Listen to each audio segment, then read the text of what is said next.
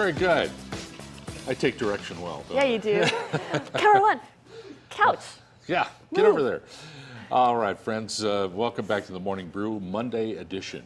And here we are on the couch. Nothing like a big python to wake you up. Pooh! There's no going back now. You did very well, Amber. I'm proud of you. Thank you. I enjoyed that. Yeah, that was quite a snake. Okay.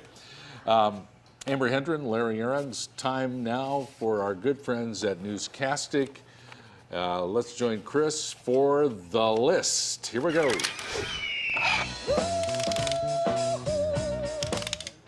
Good morning, Larry and Amber. We are here with my friend Miguel. He is the resident Breaking Bad expert. And so whenever I have anything about Breaking Bad, I like to bring him on because he is the guy to know about anything about Breaking Bad. Thanks for having me. And so, yeah. So one thing that people love to do, locals and tourists, is do a Breaking Bad tour. Absolutely. Because Breaking Bad was filmed here and it was set here, there's a lot of cool things you can go to, a lot of cool sites and things that look just like they did in the show. So we thought we would do everyone a favor and just do the top 10 best locations. So you ready? I'm ready. All right, let's do it. Number 10 is the A1A/Octopus Car Wash, and this is on Snowcrest Circle. Obviously, this was in the pilot and all the way through the last season, right? Correct, yeah.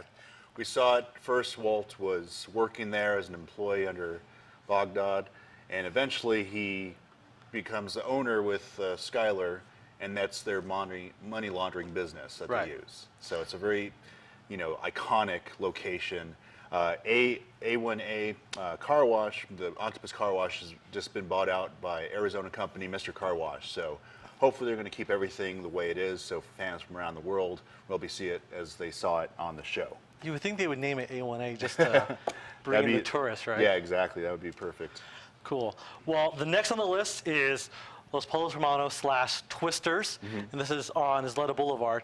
Now, obviously, there's not a Los Pollos Hermanos franchise, Right. so Twisters was the stand-in for the famous chicken restaurant. Yeah, you're not going to see Gustavo at this location, but the mural inside the Los Pollos Hermanos mural still stands. So it's a great photo op for fans locally and people from around the world. They actually have the logbook, so people sign in and say they're fans from all different parts of the country and the world. Yeah, So great location. perfect.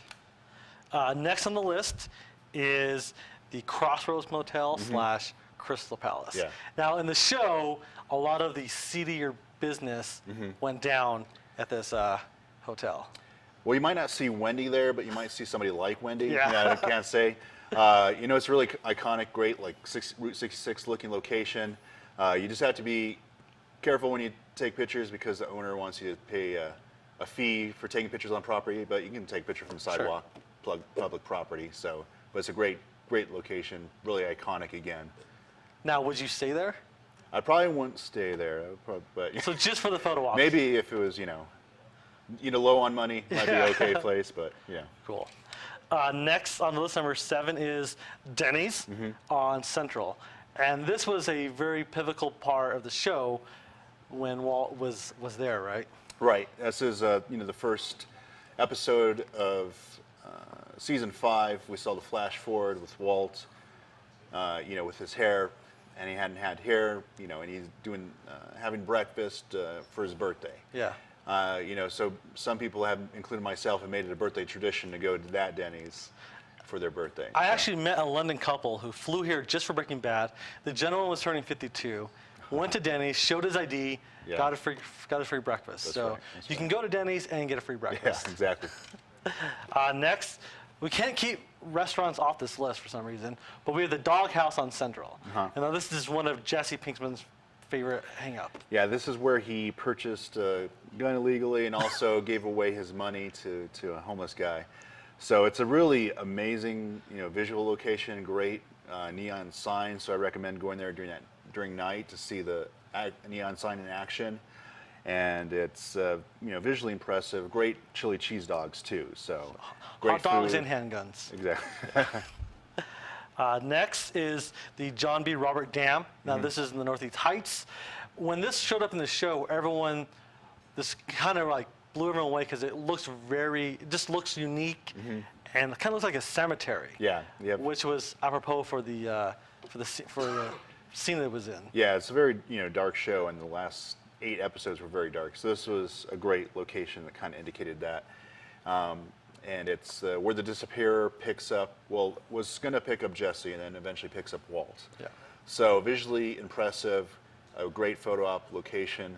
During Balloon Fiesta, when there was a lot of tourists, I saw lines and lines of people, driving up and taking pictures. So if you want to get away, maybe hang out there, maybe a red van will come by, right? Possibly, yes. Yeah. Number 4, again, another restaurant, the Grove on Central. Now, what can we expect to see there and not expect to see there? Well, they do have Splenda, although not poisonous Splenda. So it's okay to eat there and drink your chamomile tea. But what's great about this location is that it was really well casted as a place Lydia would go. In real life, this is something like Lydia would go to, really upscale. Absolutely. So she could enjoy her chamomile tea there with her stevia, and that's the kind of place she'd go. But great place, for brunch. A lot of people go there for photo apps, sit at the seat where Lydia and Walt were sitting. Awesome. So. Number 3 this is one of my favorite ones. I always smile when I see it. Yeah. Is Jesse's apartment on Terrace Street. This is where Jesse met Jane. One of my favorite storylines. And I always see the sign where, apartment for rent. And I always want to call and go, can I rent Jesse's apartment for like a week and just live there? It's a great place. It's in the UNM area off of Lead. So this is definitely a place you could see Jesse and Jane living in real life. Yep. So. Number 2, this is kind of interesting. Saul's office. This is on Montgomery. Now, right now, there's a nightclub there. Yes. And they're filming Better Call Saul. So, are we going to see Saul's office there in the future? It's hard to say since this is a prequel, Better Call Saul. So, we don't know if Saul had that office. I haven't heard of any filming going on there. The name of the place is called The Vault now, which is kind of appropriate since Saul kept a lot of secrets in his office, so it's kind of appropriate. It'll be kind of fun to see where they set up Saul's office for the show. Yeah, it's going to be really interesting. That'll probably be on a future list. And the number 1 item, probably no surprise, the best Breaking Bad location in town, the go-to place that everyone has to go to is New Mexico's White House, the White Residence. Absolutely. This has become world famous. On Piermont. The Padillas who own it are the original owners. They've owned it for about 40 years. And they're really nice. They go out and talk to fans, but please don't throw any pizzas on the roof. That's not cool. Be respectful of property. Go take your pictures, be respectful. And usually they'll go out, they've met fans from all over the world, like pretty much every country you can imagine. So it's pretty amazing what that normal-looking house in Northeast Albuquerque has become. I know, it's just in a regular neighborhood, a regular house. You wouldn't think of anything special about it. Yeah. But that's where the White Residents lived. Yep. Well, that was a list that we were happy to present. You can read this list and other lists at newscastic.com/ABQ. Find us on Twitter and Facebook. And then real quick, Miguel, you have kind of an announcement to make or an update on your Breaking Bad Festival? Yes, we're having our Breaking Bad Fan Fest in November 7th and 8th. You go to abqbreakingbadfest.com and you'll be able to find all information about purchasing tickets. We're going to have panel discussion with Stephen Michael Sada, Jeremiah Bitsui. We're trying to get some other folks too. My fellow fan, Jenny Rexer, and I are putting this together, so we're really excited about it. Cool. I am way excited to check it out. I will be there with my hazmat suit on and in character.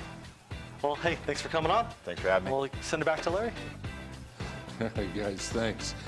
I think it's cool that the people that live in that house are all Cool right with it? Yeah, go out and talk to people. Yeah, sure. I love it. Hey, we'll be back. More Morning Brew. We'll tell you about 1 million cups Albuquerque next here on the Morning Brew.